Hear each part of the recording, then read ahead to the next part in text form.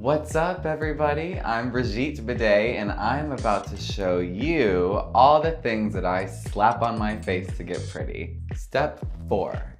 So this is a sensitive skin soothing aftershave balm by Nivea. I started using this a few years ago when I was getting a lot of razor burn and irritation. A lot of companies are going into incorporating skincare into the products that we use every day for things like shaving and stuff. So you're not only getting some relief from that close shave, but you're getting some protection for your skin so that you don't look like you've been going through an expedition in the Arctic just because you have to shave every day for your 9 to 5.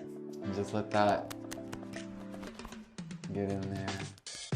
Yeah, it's not just great for your face, it's also great for your body. You can put it anywhere. Just avoid like your eyes and other sensitive areas.